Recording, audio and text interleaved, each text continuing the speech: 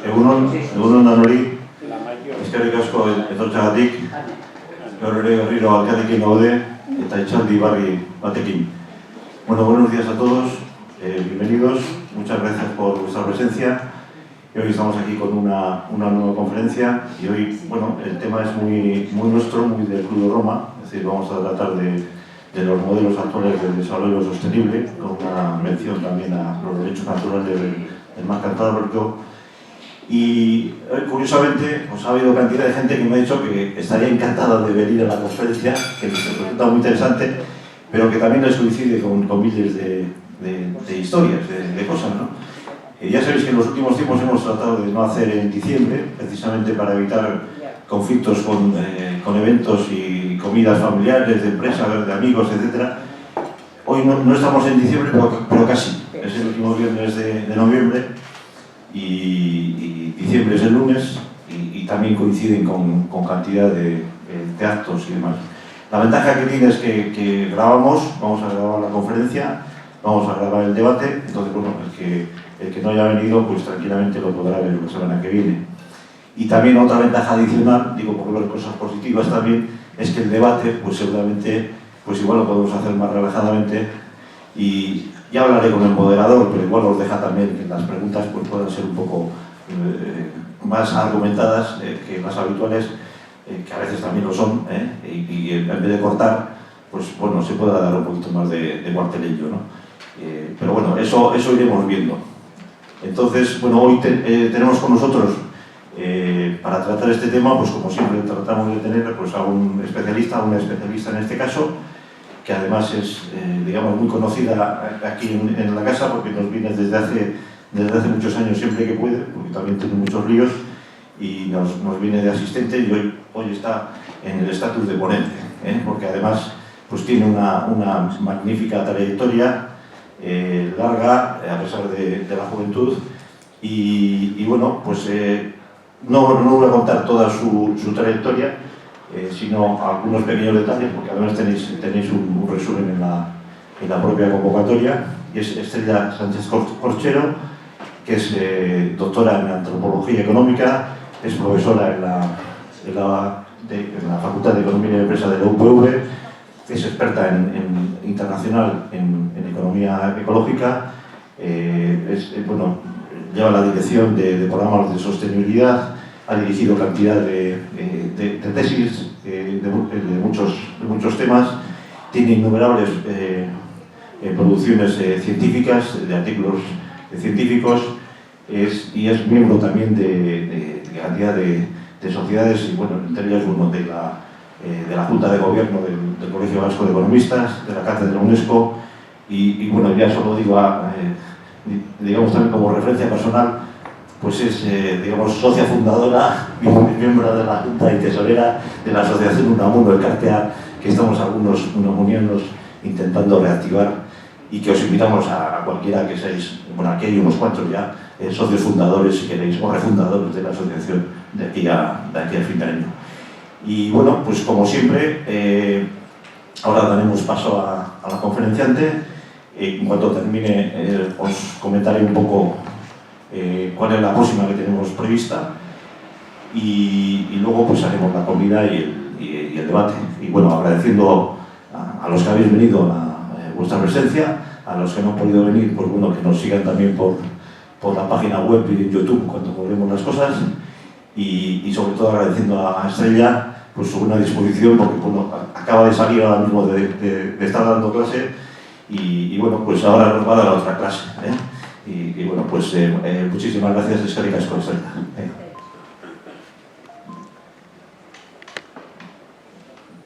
Bueno, pues muchas gracias en primer lugar, agradecer al Club de Roma, a Miquel la invitación. La verdad que las primeras veces que he estado asistiendo no me podía imaginar que iba a terminar siendo ponente. Considero además un enorme orgullo el formar parte únicamente ya de lo que es de escuchar las charlas, o sea que ya inclusive el poder pues hablar y compartir un poco en lo que estoy trabajando para mí es todavía un orgullo muchísimo mayor, ¿no? Entonces quiero quiero partir de esa premisa, el reconocimiento y el agradecimiento. Yo además en mi tesis doctoral también hablaba del Club de Roma. Entonces cuando yo estaba leyendo allá por el 2017-2016 pues textos que hacían referencia al Club de Roma, luego he participado en congresos en los que siempre se habla del Club de Roma, pertenecer y bueno, asistir meramente y ya hablar aquí me parece un enorme privilegio y quiero que quede lo primero referenciado y agradecido por mi parte. Pues bueno, el tema que traigo es un tema que bueno, venimos trabajando en un grupo de investigadores y bueno, no solo investigadores, bueno, investigadores en general, pero me refiero no solo de la Universidad del País Vasco, sino en el entorno internacional, también desde ámbitos como el programa Harmony with Nature, del que formo parte, y algunos de los aquí presentes también, pues venimos hablando de ello yo vengo asistiendo a la Asamblea General de Naciones Unidas desde el 2022 y todos los años intentamos abordar hacia dónde van estos nuevos modelos de desarrollo sostenible, porque entendemos que todos tendemos desde una parte del planeta y desde otra parte del planeta, desde todos los ámbitos tenemos que tender, ¿no?, a desarrollarnos como países y bueno, también en un entorno humanístico como personas, ¿no? Entendemos que el desarrollo no tiene sentido si no es desde la sostenibilidad. Entendemos además que esta sostenibilidad no es estática, no es algo cortoplacista, no es para nuestra generación, sino que los que estamos abogando por la sostenibilidad tenemos un entorno a largo plazo, tenemos un entorno intergeneracional, un entorno pues una perspectiva más de Brundtland, ¿no?, de lo que hemos venido definiendo, ¿no?, hasta ahora como desarrollo sostenible en los modelos del Club de Roma y demás, ¿no?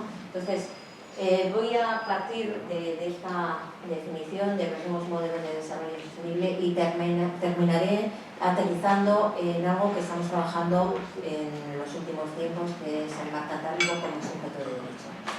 Entonces, inicialmente pues haréis una pequeña introducción pues, diciendo, no tanto presentándome en términos académicos, pero sí presentándome en términos de cuál es mi línea de trabajo, ¿no?, hacia dónde creo que estoy enfocando mis líneas de investigación y por qué, ¿no?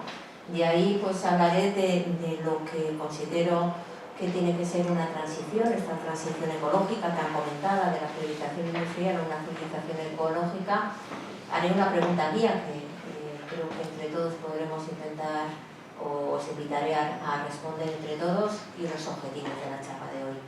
Abordaré en primer lugar estos modelos de desarrollo sostenible desde una revisión crítica, desde un punto de vista crítico, y abordaré como muestra tres aspectos, ¿no?, el crecimiento verde, la economía circular y la bioeconomía, para pasar a continuación a hablar de la economía ecológica, de los derechos de la naturaleza y por último aterrizar en el mar Cantábrico como sujeto de derechos. Entonces, comenzando con esa introducción, me ha parecido interesante no tanto a modo de currículum, sino a modo de línea de investigación, de dónde me muevo, nos movemos en el grupo de investigación donde ahora mismo estoy trabajando, para que veáis un poco el perfil, ¿no? Yo soy profesora de Economía Contemporánea, de Política Económica y de Planificación y Ordenación Territorial, y me parece que no es casual hacia dónde me deriva la investigación, ¿no? ¿Por qué? Porque la economía contemporánea es algo que tenemos la obligación de replantearnos en el momento actual. La política económica me parece que es la forma de modelizar el futuro de lo que entendemos como economía contemporánea, economía de este siglo XXI y hacia el XXII.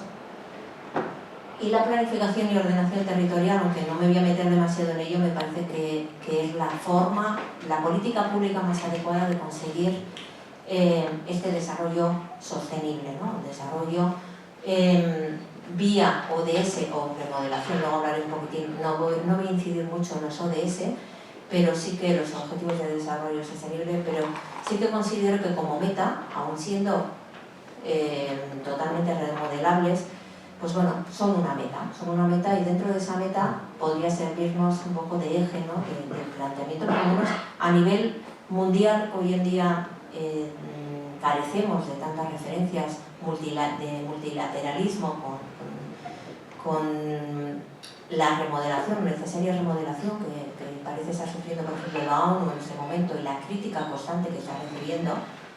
Creo que puede ser un punto de partida interesante, ¿no? Para ello, pues yo creo que también es importante referenciar que forme parte del programa Harmony with Nature de Naciones Unidas. Es un programa en el cual todos los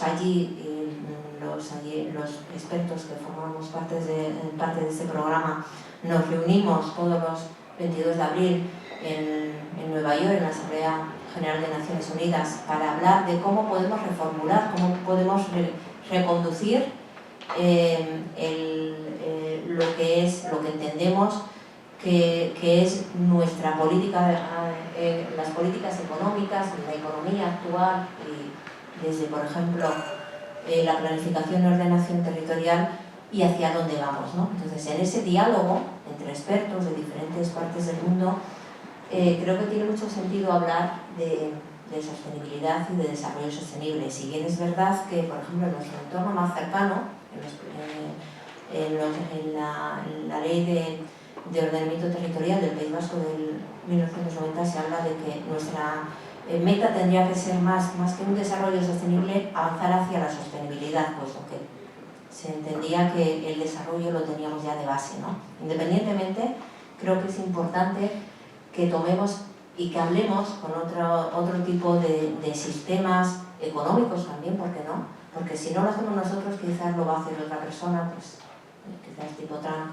y liderar por él mismo los límites, los caminos, ¿no?, que tenemos que afrontar. Yo creo que el diálogo siempre es bueno, aquí hay una pequeña representación de ello, y el multilateralismo me parece totalmente importante, y en esos términos es por lo que yo participo en este programa, ¿no? También formo parte de diferentes agencias de cualificación. También estoy trabajando con el Departamento de Vivienda en esta línea también de sostenibilidad, para un programa en las políticas de vivienda, para hacer una reflexión de hacia dónde tenemos que derivar las políticas de vivienda. Ya vamos por el tercer informe que estamos realizando. El primero lo hicimos sobre rehabilitación de vivienda, el segundo colaboración pública-privada, y ahora vamos a entregar ahora, la semana que viene, un informe sobre el ordenamiento territorial. Entendemos que solo tiene sentido el hablar de sostenibilidad si tenemos en cuenta nuestras ciudades, si tenemos en cuenta nuestro territorio, no solo las capitalidades. Y creo que gran parte de la sostenibilidad está ligado a eso, a no trabajar solo desde las capitalidades, bien en nuestro entorno más cercano, bien en el entorno internacional también, porque tenemos la misma problemática, ¿no?, de la urbanización y de la vivienda, ¿no? Y pues bueno, también formo parte del Consejo de Expertos de la Hankook University de Seúl, Corea del Sur. Me parece fundamental, aunque es poco conocido, el ser miembro del Academy Consultative of United Nations. Es el órgano consultivo de Naciones Unidas, el órgano académico consultivo. Creo que los académicos tenemos que estar al servicio de donde nos pidan, y aquí nos están pidiendo desde Naciones Unidas que participemos, que escribamos, y creo que es donde tenemos que estar. Si hay aquí más académicos, me parece fundamental que formemos parte de foros multilaterales y en los cuales publiquemos, ¿no?, por el bien de un poco, o para poner en común por lo menos ideas. También en la cátedra de UNESCO, tanto en la UNHCA como en la Cátedra de Desarrollo Sostenible y Educación Ambiental de la Universidad del País Vasco, que también tengo la suerte de participar. También formo parte de la Asociación Internacional de Economistas Ecológicos, de la Red Internacional de Biomimesis, como ha dicho Miquel, también de la Junta de Gobierno de Cualquier Economistas y de la Comisión de Organismo de dicho colegio. Y siempre, aunque parece que es un poco disperso, creo que con el punto de vista en la justicia ecológica desde todos los ámbitos, desde la vivienda, desde los derechos de la naturaleza y la economía ecológica. Por lo tanto, El planteamiento en el que me muevo y en el que estoy trabajando es cómo pasar. Creo que estamos en un momento de transición, siglo XXI. Entiendo que tiene que ser un siglo en el cual, cuando se estudien en los libros de historia, bueno, libros de historia, ¿no?, en los entornos digitales, y la IA lo analice, se hablará de que se ha hecho una transición desde la civilización industrial a la ecológica. Si bien es verdad que no existe un consenso por parte de los académicos si es antropoceno o no antropoceno la época en la que estamos viviendo, sí que es verdad que la incidencia, todos reconoceremos que la incidencia que estamos teniendo en el planeta, y más desde el Club de Roma, y creo que fueron los primeros que hablaron de ello, de sostenibilidad en un entorno en 1968, que se hablaba muy poco de ello, somos conscientes de que estamos dejando una huella y en ocasiones no demasiado positiva, ¿no? Le llamemos antropoceno o le llamemos simplemente la relación que estamos teniendo con la naturaleza y con los recursos, pues de forma no demasiado ecuánime, ¿no?, con el resto de habitantes del planeta. Y estos límites planetarios que creo que además en los economistas ecológicos, como Bounding, como los recientes premios Nobel de Economía están hablando, ¿no?, de que se ha interpretado desde la economía que teníamos una serie de recursos infinitos y nos estamos dando cuenta no solo por la utilización de energías fósiles, sino por el propio recalentamiento del planeta, las desigualdades y inequidades producidas. Nos estamos moviendo en un entorno de unos límites planetarios que estamos superando, ¿no? Por otro lado, nos estamos encontrando, y hacía referencia antes un poco de este debate, ¿no?, que está existiendo ahora mismo entre el extractivismo y la regeneración, esta brecha de gobernanza, ¿no? Parece que estamos hablando de diferentes cosas según en qué parte del planeta nos encontremos, si en el norte global o en el sur global. Parece ser que en nuestro entorno, Unión Europea, tenemos muy claro que nuestra meta es la sostenibilidad, pero muchas veces, lo comentaba antes, lo hacemos a costa de que todo aquello que no lo queremos ver, en vez de meterlo debajo de una alfombra, lo estamos tirando al sur global, ¿no? Estamos abocando a muchos países como Perú, como Chile, etcétera, a una economía del extractivismo, ellos justificándose, por otro lado, con cierta razón, con bastante razón, en el hecho de que tienen derecho a desarrollarse tal cual nos habíamos desarrollado nosotros inicialmente, allá por finales del siglo XVIII, pero estamos metiéndonos, me parece, en un debate bastante paradójico de quién tiene que desarrollarse y cómo, y quiénes son los que hacen energías limpias o un desarrollo limpio, y quiénes son aquellos que tienen que limpiar lo que nosotros manchamos, ¿no? Seguimos manchando. Y para ello yo creo que esa gobernanza cada vez tiene más sentido, ¿no?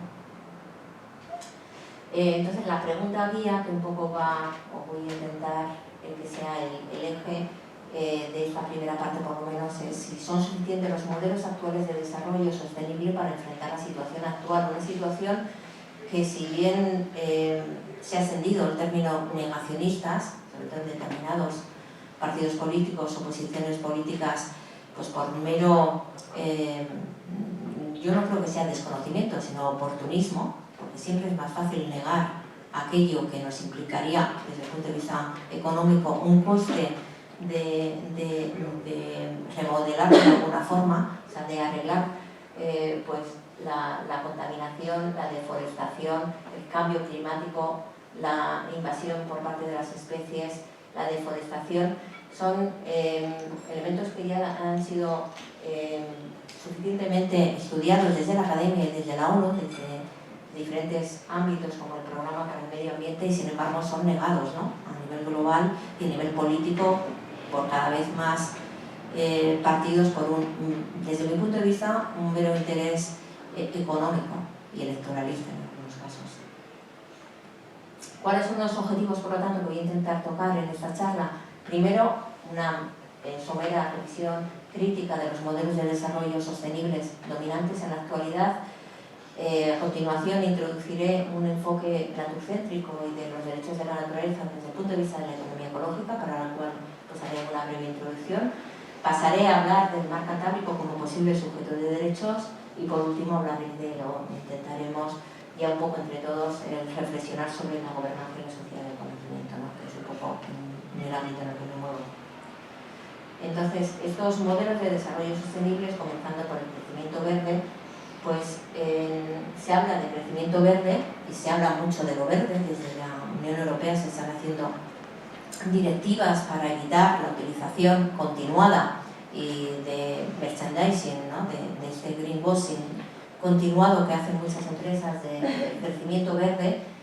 El crecimiento verde entendido como una forma de contrarrestar o de amortiguar la incidencia que tiene el crecer más con respecto a una mayor presión ecológica. Se produce más, pero también a consecuencia de que crecemos más, también se produce más contaminación, más energía y destruimos más ecosistemas. La eficiencia para crecer, las herramientas para crecer siempre se han pretendido, y luego lo comentaré un poco más extensamente, la eficiencia. Siempre se ha abogado que la tecnología iba a conseguir que siguiéramos creciendo a mayor tecnología, cuantos más inventos conseguiríamos que siguiéramos en esa senda de crecimiento infinito y conseguiríamos a su vez seguir creciendo y hacerlo por medio de tecnologías limpias. Ya lo dejamos todo en manos de la ciencia. Ya proveerá, ¿no?, la ciencia. Para ello, también una de las soluciones más sencillas, desde el punto de vista económico, ha sido pues, hacer aquello que era contaminante, venderlo. Lo mismo que ahora mismo existe un mercado para el agua, ¿por qué no un mercado para la contaminación? Ponerlo más caro y así reduciremos. Es una forma, los impuestos, los incentivos, pero no es la única forma. Y posiblemente quizás se está incidiendo demasiado en esta forma, ¿no?, en esa forma de conseguir reducir la contaminación y los efectos negativos, ¿no?, consiguientes, y por medio de la regulación ambiental. ¿Qué ventajas tiene el crecimiento verde? Pues es algo políticamente atractivo, a todos parece ser que se nos llena la boca, bueno, a todos no, hay otros que se están renegando, ¿no?, el Pacto Verde, ya demonizándolo, ¿no?, de alguna forma, pero a priori parece ser políticamente atractivo, permite prometer crecimiento con menos emisiones. ¿Por qué? Porque se reduce la intensidad energética y con ello el CO2 por unidad de Producto Interior Bruto. Sin embargo, somos conscientes de que hay asociado una cantidad de problemas como esta contrarrestación pretendida entre PIB y las emisiones es insuficiente y parcial a escala global. Se puede producir además un efecto rebote, es decir, podemos ahorrar, pero lo que está sucediendo, por ejemplo, en la Amazonia, ¿no?, por medio de los bonos verdes, pues se está produciendo también demagógicamente que se planta exclusivamente para conseguir bonos, ¿no?, y encima se plantan que son especies no propias. Entonces, se pueden producir efectos adversos y de rebote. Se puede producir también la externalización de impactos a otros territorios, que es de lo que hablaba antes, ¿no?, que el norte global pegue la patada de los residuos contaminados al sur global, o sencillamente el extractivismo necesario, por ejemplo, en las minas de metales raros, aun teniendo aquí en Europa metales raros, que no queramos explotarlos, no queramos extraerlos y que nos vayamos al sur global para extraerlo, porque aquí es muy sucio. Mejor la suciedad que se quede fuera de casa, ¿no? El mantenimiento de esa lógica de crecimiento infinito, en realidad, o sea, seguimos creciendo, aplicaremos más tecnología porque lo que queremos es seguir creciendo, ¿no?, caiga el que caiga, ¿no? Entonces, la economía puede seguir creciendo, puede seguir subiendo el PIB, esa mentalidad está un poco en nuestro ADN, mientras el daño ambiental no crece al mismo ritmo o incluso baja. Eso es lo que pensamos, ¿no?, que va a suceder. A modo de crítica, diríamos que mantener esta lógica de crecimiento ilimitado en un planeta finito y una visión antropocéntrica de la naturaleza, pues lo único que hace es dar prioridad al PIB, al Producto Interior Bruto, cuando ya desde hace mucho tiempo los economistas del desarrollo hablan de que no tiene que ser la única variable, que tenemos variables también que tienen en cuenta componentes sociales, culturales, etc. Y sería una mejor variable a la hora de cuantificar, ¿no?, muchos. Frente a estos límites biofísicos y justicia ecológica intergeneracional, de la que hablaré luego.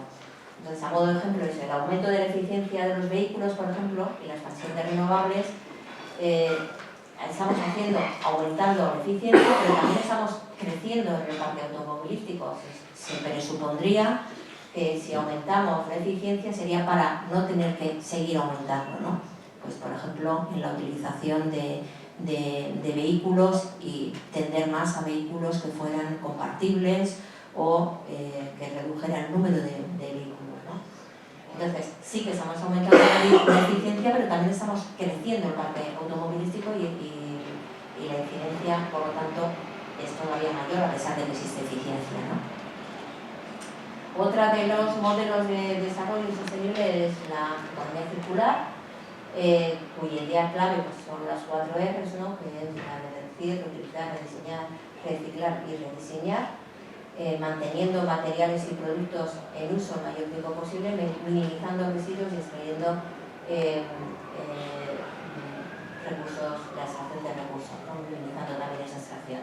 Entonces, las herramientas son un poco similares a las anteriores: el ecodiseño, la reutilización, reciclaje, como las R's, ¿no? ¿Qué ventajas tiene? Pues reducir los residuos visibles, mejorar el aprovechamiento de materiales y generar nuevas oportunidades industriales, ¿no? Entonces, hay programas de reciclaje de envases, pero bueno, yo aquí además en estas mismas mesas he hablado con personas que me han hablado de que realmente el reciclaje no es tanto como el pretendido, ¿no? Como que se podía pretender, ¿no? Entonces, el problema es ese, ¿no? Precisamente, que la circularidad nunca es total.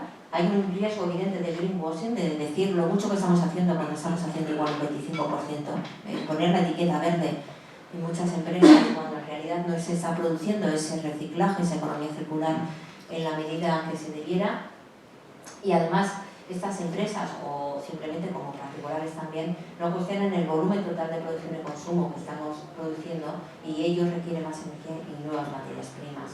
Por lo tanto, hay un riesgo evidente de que esa modernización, convirtamos esa modernización, ese modelo de desarrollo en una modernización verde sin cuestionar lo que es el propio crecimiento.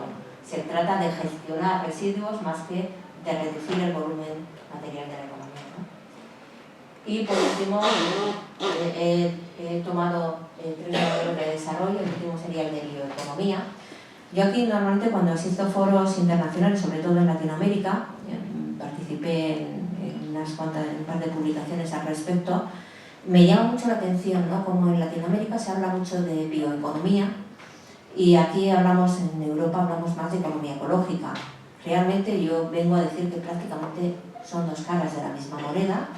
Lo mismo sucede, por ejemplo, con el Nature-Based Solution, las soluciones basadas en la naturaleza, o con biomimesis, ¿no? Que depende en qué parte del planeta nos encontremos, si utilizamos una nomenclatura o no, si bien son diferenciadas, pero desde el punto de vista de políticas públicas se aboga más en el norte global por hablar de economía ecológica y de soluciones basadas en la naturaleza, y en los países latinoamericanos se habla más de bioeconomía y de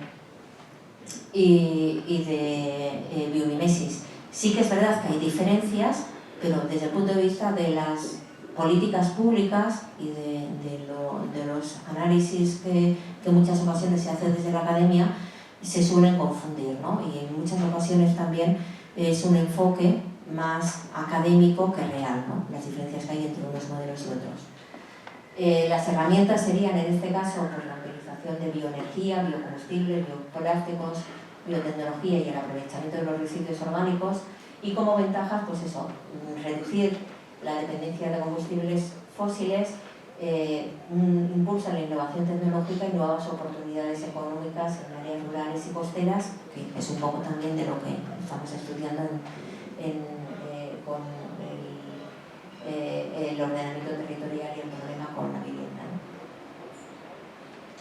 Problemas asociados a este modelo de desarrollo, pues sería también el posible aumento de la presión sobre los suelos, bosques y mares.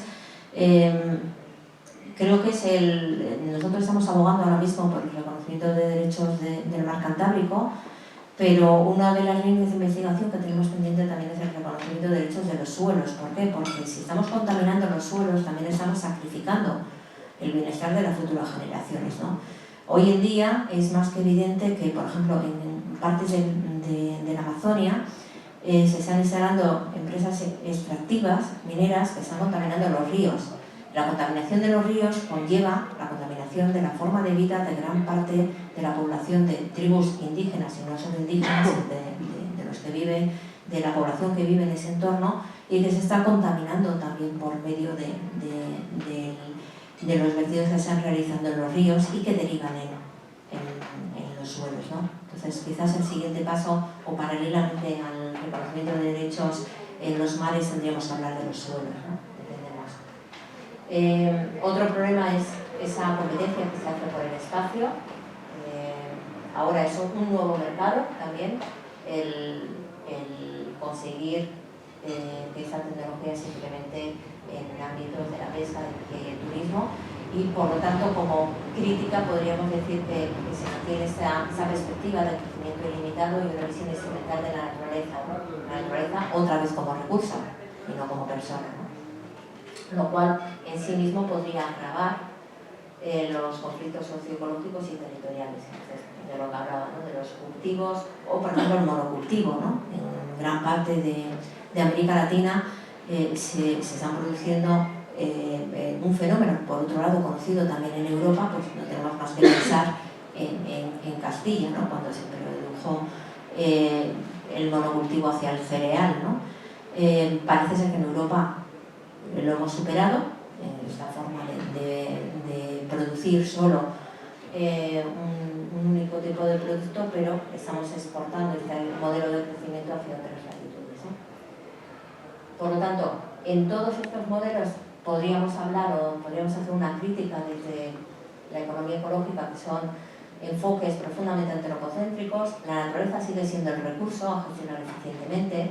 Existe una ceguera ante la justicia ecológica e intergeneracional, quién gana y quién pierde con cada una de estas transiciones, territorios productores versus consumidores, y sobre todo yo creo que aquí la mayor carencia es el hablar de las generaciones futuras, ¿no? Que en la perspectiva del reconocimiento de los derechos de la naturaleza tiene mucho que ver, ¿no? ¿Qué es lo que les estamos dejando a las generaciones futuras? Esa es un poco, yo creo que la perspectiva más largoplacista, y creo que es a la que tenemos que tender, ¿no? En muchos casos se centran en indicadores técnicos como CO2 o cuántas toneladas y en qué medida se recicla, más que en los límites biofísicos y éticos. Y, sin embargo, aún y todo, tenemos que reconocer que hay potenciales beneficios, como que se está reduciendo los residuos, se está produciendo también de una forma más eficiente lo que es la producción y, por lo tanto, la reducción de residuos, y se está innovando. Los riesgos, pues lo que he citado antes, el greenwashing, la presión sobre los ecosistemas y los conflictos por el uso del mar y de la tierra, ¿no? Entonces, ¿qué es lo que desde la perspectiva ecológica contemplamos? Porque, claro, este es un problema transdisciplinar o multidisciplinar. Desde la economía ecológica planteamos que tenemos que ir más allá del Producto Interior Bruto. Eso ya lo venimos diciendo los economistas del desarrollo, inclusive desde aquí, desde el Club de Roma, desde 1968, es algo que es reiterado, el que tenemos que dejar de tomar como medida referencial el Producto Interior Bruto y adoptar otra serie de medidas que son más sociales y más ecológicas. Y tenemos que hablar ya no solo del bienestar y bienestar social, sino ampliar el enfoque y la mirada a un bienestar ecológico, que reconozca no solo el bienestar humano, sino también el bienestar de los ecosistemas, porque en esencia formamos parte de ellos. Que incluya la naturaleza y a las generaciones futuras. Es decir, lo que planteamos es una perspectiva más amplia, que no solo tengamos en cuenta una perspectiva del ser humano, pero también una perspectiva intergeneracional, a más periodos de vista, no solo en un único periodo que es el actual, ¿no? Para ello tendríamos que hablar de una sostenibilidad fuerte y capital natural crítico, es decir, abordar lo que es la naturaleza como lo que es, como que se encuentra en riesgo, y cómo mitigar y adaptar los efectos de esta posible reducción del capital natural. No descartamos el hecho de que estemos hablando de que tenemos que cambiar el punto de vista a un punto de vista más de reconocimiento de los ecosistemas y largoplacistas. No quiere decir que renunciemos a las medidas actuales, Es decir, yo entiendo que las medidas actuales fiscales son las que tenemos, son políticas de demanda, tenemos las políticas de oferta, tenemos políticas de demanda, tenemos que utilizar los instrumentos que tenemos desde el punto de vista económico. Tenemos también, ¿por qué no?, el mantener, pero ampliar los pagos por servicios ecosistémicos y sobre todo, incidiendo en ello, hablar de la gobernanza de los comunes. Y en estos foros multilaterales, que es de lo que me gustaría terminar hablando, ¿no? En un momento de crisis como el actual, en el cual parece ser que los organismos multilaterales van a quedar en mano de las grandes potencias, ¿no? De lo que digan las grandes potencias, porque lo dicen ellos y porque quizás se quieren ganar el premio Nobel de la paz, ¿no? Quizás no es la forma. Quizás tenemos que mantener, aún reformando los foros multilaterales, ¿no? Para seguir hablando de gobernanza de los comunes, ¿no? Entonces, el objetivo de la economía ecológica es sigue siendo analizar la situación de la economía, pero diseñando políticas que mitiguen los efectos negativos del cambio climático, que existe, a pesar de que gran parte, desde algunos ámbitos se esté negando. ¿Cuáles son esos efectos negativos sobre la población humana? Y aquí viene un poco la ampliación también desde la economía ecológica, no solo los efectos sobre la población humana, sino sobre el resto de las especies. ¿Por qué? Porque va a tener una incidencia también. Entonces aquí la ampliación de la economía ecológica viene de la mano que el enfoque no solo es realizado desde y para el ser humano, sino desde el ser humano. También yo tengo algunas publicaciones al respecto, en el cual la naturaleza sería tratada en algunos artículos académicos que he tomado de referencia como si fuera una persona con discapacidad, por ejemplo, a la cual tenemos que tutelizar, pero es una persona. Entonces nosotros tenemos que hacernos cargo del bienestar también del resto de las especies, a pesar de que las propias especies no pueden, obviamente no tienen capacidad de defenderse por sí mismas, ¿no? Para ello, pues suelo utilizar este modelo porque me parece muy sencillo, ¿no? Que la huella ecológica, yo creo que en eso estamos todos de acuerdo, que tenemos que reducir la huella ecológica. Para reducir la huella ecológica es muy sencillo. La huella ecológica depende directamente proporcional de la población humana, del Producto Interior Bruto, e inversamente proporcional con la tasa con la que el capital se regenera y con la eficiencia. ¿Cómo podríamos reducir la huella ecológica? Con menos población, obviamente, pero es algo que yo creo que hoy en día tampoco nos estamos planteando los economistas, reducir la población como medida estrella de nuestras políticas económicas. Reducir el Producto Interior Bruto, pues se están planteando, por ejemplo, los economistas del decrecimiento. ¿Para qué crecer y crecer, no? Pues bueno, yo creo que al final el reducir la huella ecológica va a tener más que ver, pues podría ser con el decrecimiento, pero no decrecer por decrecer, como en algunos entornos de forma negativa se plantea, sino crecer mejor, ¿no? Entonces, también por ese lado tenemos ciertas limitaciones, pero sobre todo y ante todo yo creo que los economistas ecológicos planteamos que tenemos que regenerar el capital natural, tenemos que preservar la naturaleza para generaciones futuras. Entonces, para mí vendría más en aumentar, o por lo menos no disminuir, los recursos naturales, entendidos como recursos, que venía por esa R, preservar e incluso intentar que creciera esa R, la tasa con la que el capital natural se regenera, porque el alfa, que es la eficiencia con la que el capital natural se convierte en PIB, que es la tecnología, sigue estando sobre la mesa, no renunciamos a ella, pero no podemos poner todas nuestras políticas en manos de la tecnología, que es el alfa, ¿vale? Que todo se va a poder regular y reformular por medio de la eficiencia de la tecnología. ¿Por qué? ¿Por qué lo criticamos y por qué criticamos esta gestión de los ecosistemas actual? Porque aumentar la sostenibilidad del sistema a base de incentivos se está produciendo situaciones paradójicas como las que comentaba antes, ¿no? Y era que se está produciendo la deforestación, por ejemplo, del Amazonas por medio de políticas que son de plantar más árboles, pero que son árboles que no son autóctonos, que se requieren, por ejemplo, para la industria de la madera, ¿no? Entonces, estos incentivos fiscales no renegamos de ellos, pero no podemos basar las políticas públicas solo en incentivos y en impuestos, es lo que venimos a decir. También el Producto Interior Bruto, venimos a decir que no tiene que ser la única medida de bienestar ecológico que tomemos como referencia, sino que tenemos que intentar ampliar a que no solo crecer más, sino crecer mejor.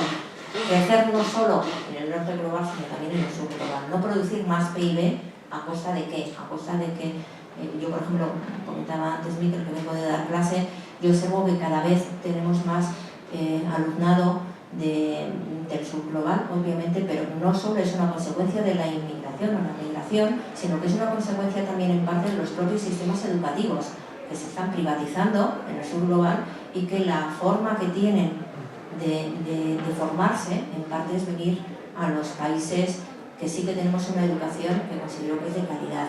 Estamos sacrificando en base a cantidad la calidad y en parte eso se observa, por ejemplo, en muchos aspectos y se observa especialmente en la educación. La educación se está privatizando, es ya en Colombia, en Chile, etcétera, son sistemas educativos totalmente a nivel universitario, no solo universitario, totalmente privados, en los cuales el llegar a tener una formación universitaria es un lujo, por ejemplo. O implementar la sostenibilidad, ¿no? Como he comentado antes. Entonces, todos estos modelos hablan un poco de todo ello.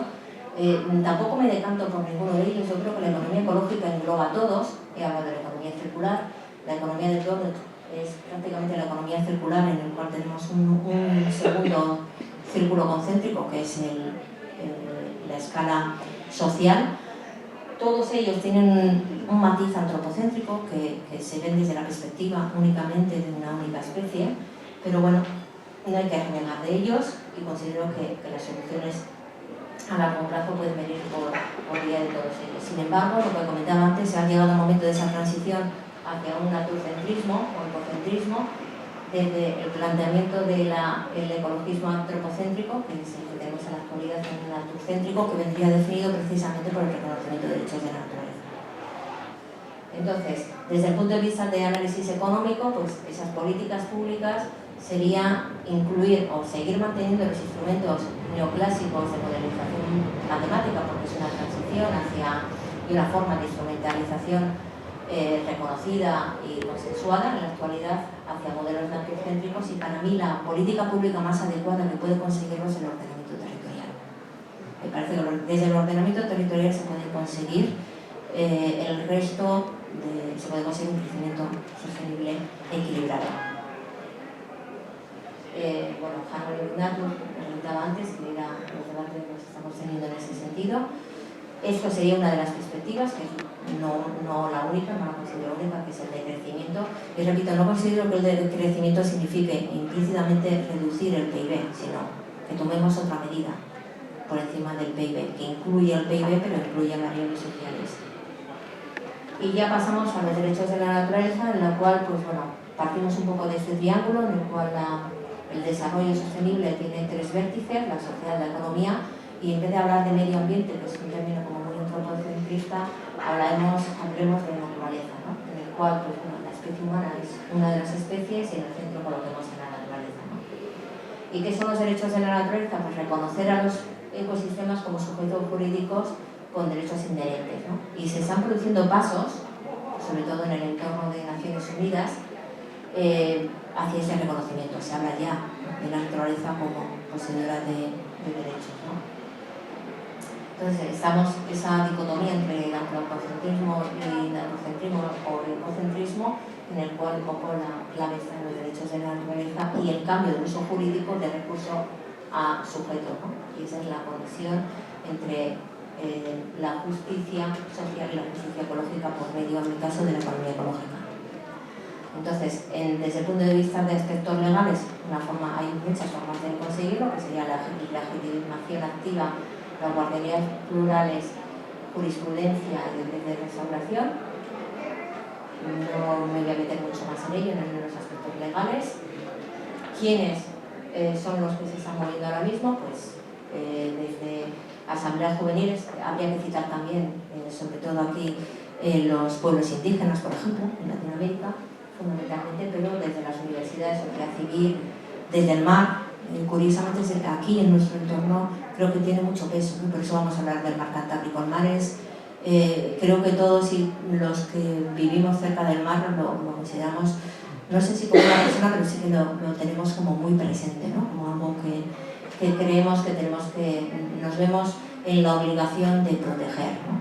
Porque vemos cuáles son las consecuencias de no protegerlo, ¿no? A mí una de las cosas que más me ha llamado la atención cuando he viajado fuera, por ejemplo en Valparaíso, en Chile, en un congreso que estuvimos en Santiago de Chile, que no te puedas meter al mar, no puedas tocar el mar, porque está contaminado. Los vertidos que se están echando en un sitio con un nombre tan bonito de Valparaíso, que no puedas meter un pie en el mar. ¿Os imagináis que pueda pasar eso con el mar Cantábrico? Que solo lo podamos ver desde lejos. Y eso, igual nosotros no lo veremos, pero si no lo protegemos lo van a ver nuestros hijos e hijas. Que solo puedan ver, sacar fotos al mar. Que no te puedas meter dentro porque está con aguas fecales, por fertilizantes, etcétera, etcétera. Es un problema de salud pública que redunda económicamente en los hospitales, ¿no? Entonces, eso es un hecho ya.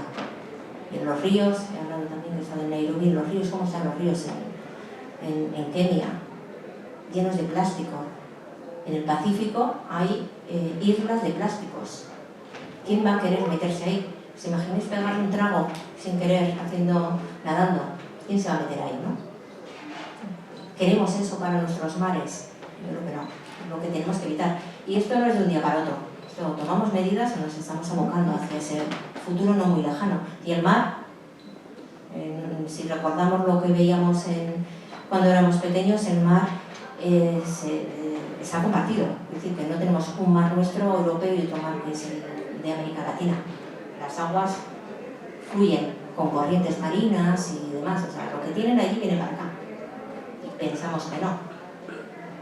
Entonces, para mí, la clave, repito, yo trabajo desde lo que conozco, y lo que conozco es el ordenamiento territorial. A mí me llama mucho la atención que se niegue políticas medioambientales, políticas con la naturaleza, desde gobiernos que han sufrido una dana, por ejemplo, renegando del Pacto Verde cuando acaban de sufrir una dana y han tenido 200 muertos, desgraciadamente, ¿no? Entonces, que estemos renegando de que esto es casual, o sea, de repente es algo que no va a suceder nunca más, unas lluvias torrenciales, eso va a más. Tenemos que ordenar el territorio. Yo cuando les explicaba a mis alumnos los planes de ordenamiento territorial ponía, por ejemplo, el Río de la Plata en Argentina, pero ahora quizás no me tenga que ir a poner de ejemplo ese Río de la Plata en Argentina, lo tenemos más cerquita.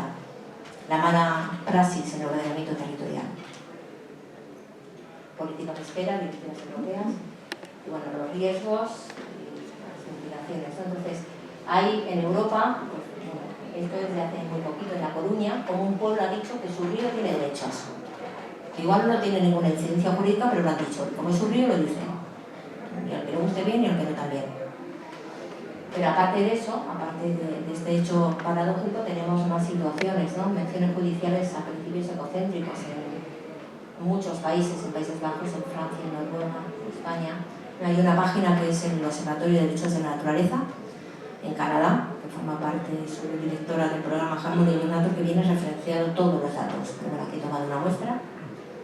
Y bueno, uno de los casos paradigmáticos y que para nosotros es un poco motor es el Mar Menor. El caso del Mar Menor, que en 2022 una de nuestras colegas del programa Harmony with Nature, Teresa Vicente, pues en plena pandemia recogió más de 500.000 firmas para llevarlas ella en una furgoneta, en plena pandemia, con todos los cortes que había, los llevó al Congreso de los Diputados y fue aprobada la ley del Mar Menor, que redactó ella en primera persona, Teresa Vicente, y ha sido aprobada. Es el único caso de reconocimiento de derechos en Europa, lo cual tiene mucha importancia porque tiene jurisprudencia. Y ahora mismo el Mar Menor se defiende a sí mismo, por medio de un abogado, pero él es una persona que se está defendiendo y cualquier persona puede solicitar la defensa del Mar Menor, porque es una persona. El Mar Menor no puede hablar. Y ha sido un movimiento popular. Teresa suele decir que en el 2022 los peces decidieron suicidarse. Lo cuenta de forma muy poética, quienes la conocemos lo decimos, y dice que los peces decidieron sacrificarse, suicidarse. En realidad no es así, los peces murieron. porque no tenían oxígeno y tenían un exceso de fertilizantes. Y eso que sucede en el Mar Menor, que está más cerquita, que en el Río de la Plata, podría suceder también por ese entorno, ¿no? Y fue aprobado con la única excepción del partido que no reconoce el cambio climático. Y hay debates parlamentarios en toda Europa, en Francia, Italia, etc. Nosotros, a mí en concreto, la Asamblea de Ciudadanos Irlandeses me llamó para que firmase un documento que habían generado porque están intentando meter en la Constitución de Irlanda a la naturaleza como sujeto de derechos. Lo están trabajando. Obviamente, como bien sabéis, las leyes no se hacen de un día para otro, pero se están trabajando en muchos ámbitos. Y llegamos al Mar Cantábrico como sujeto de derechos. ¿Y por qué el Mar Cantábrico? Pues porque, bueno, primero porque lo tenemos cerquita. Esta diapositiva, pues como veis, está en inglés y es para mucha gente no sabe dónde está el Mar Cantábrico. Me refiero, por ejemplo, en Nueva York, cuando hago esta exposición, en la Universidad de Pace o en la Universidad de Nueva York mismamente, o en Francia, no saben, bueno, en Francia sí lo saben, pero en Seúl, que he presentado estas diapositivas, no saben dónde está el Mar Cantábrico, hay que explicarlo, ¿no? Entonces, tenemos un entorno privilegiado de universidad y de cultura que todos queremos preservar asociada con el mar. Tenemos una gobernanza transfronteriza entre España y Francia que estamos trabajando, dos de los profesores, Hernando y Jesús María Blanco, que se encuentran ahí, estamos trabajando para hacer una asamblea de la tierra en España y nos llevan la delantera en Francia. Están trabajando desde las universidades para hablar de ello. Estamos trabajando con Francia, pero queremos hacer, el 22 de abril de este año, queremos hacer la preparación de la Asamblea de la Tierra para hablar de esto en Nueva York. Sin embargo, pues hay múltiples presiones desde la situación actual del clima, el transporte, el turismo, pero consideramos que puede ser el Mar Cantábrico un piloto ideal, ¿no?, para el reconocimiento de derechos de naturaleza en Europa. Sí, aquí un poco donde nos encontramos. Estas son diapositivas que hemos presentado hace muy poquito en un congreso en Argentina, en Corrientes en concreto. También tenemos que contarles dónde estaba el Mar Cantábrico y dónde está el Mar Menor. Pues estamos haciendo el paralelismo, porque es el único paso en Europa. En el Mar Menor, les decíamos que es una crucera situada en la región de Murcia. Y contábamos esto, lo de las 600.000 firmas ciudadanas con una ILP, la ley 19/2022, que ha sido promovida y es la única ILP. Hay otra referente, hay otra, no recuerdo muy bien a qué se refería, pero así que haya sido conseguida y instrumentalizada por medio de ley, es la única. ¿Y qué significa que el Mar Menor sea sujeto de derecho? Que tiene derecho a existir y evolucionar naturalmente, cosas que se están ya hablando desde la Unión Europea, se están trabajando en esta línea, sin hablar de reconocimiento de derechos a la protección, a la conservación, a la restauración. Y tiene derecho fundamentalmente a que se defienda esos derechos en los tribunales. Ya no tiene que venir por medio de leyes parciales, sino que ella misma ya se puede defender.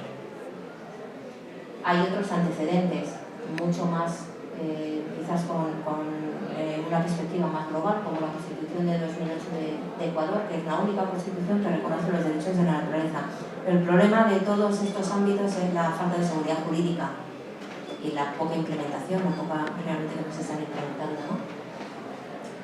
En Nueva Zelanda fue primero por los pueblos maorís, el río Wangwani, que sí que tiene derechos, es una persona, tiene los mismos derechos, pero ya todos los demás son referentes a alimentos de la naturaleza, fundamentalmente ríos y el Mar Cantábrico. En el Mar Cantábrico pues lo presentábamos un poco como era y consideramos que resultan insuficientes las medidas que se están tomando hasta ahora. Y por ir terminando, pues desde la economía ecológica planteamos, no sé muy bien cómo terminamos. Pues eso, planteamos lo estamos trabajando desde nuestro entorno, fundamentalmente desde la Universidad del País Vasco. Actualmente, cuando estuvimos en Brasil, el rector de la universidad nos apoyó y lo referenció explícitamente, y tenemos presentado un proyecto de investigación al respecto. Consideramos, y yo como economista lo considero así, que si realmente se va a producir el reconocimiento del mar Cantábrico de derechos, tenemos que trabajarlo desde la universidad, desde la academia, y ver cuáles son los pros y los contras, porque obviamente va a tener consecuencias, ¿no? Entonces, yo creo que antes de tirarnos a la piscina tenemos que analizarlo desde el punto de vista económico y desde el punto de vista del derecho. Planteamos fases y a modo de conclusión, pues, reconocer al mar Cantábrico implica todo esto, ¿no? Una protección jurídica reforzada por encima de la existente, reconocimiento de su valor ecológico y cultural, prevención de daños irreversibles, participación ciudadana en justicia ambiental y coherencia con los avances legislativos y éticos que se están produciendo en la práctica. Y había formulado una serie de preguntas para el debate, pero ya no me he comido el tiempo. Y con esto, pues, muchas gracias por su atención.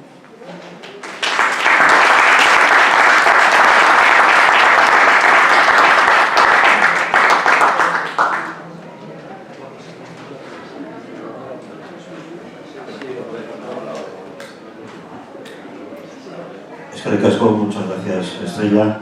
Bueno, como os he prometido antes, os anuncio la siguiente conferencia que tenemos. En principio en diciembre no tenemos previsto nada, si surge algo ya avisaremos. Y pasaremos a enero, el 16 de enero, que le tendremos a Eduardo Ruiz de Ordejuela, el consejero delegado, al CEO de Kutxabank, y nos va a hablar del sistema financiero como agente de sostenibilidad. Es decir, seguiremos también en la senda de la sostenibilidad, pero ya desde un punto de vista de la entidad financiera en matriz de Euskadi. Venga,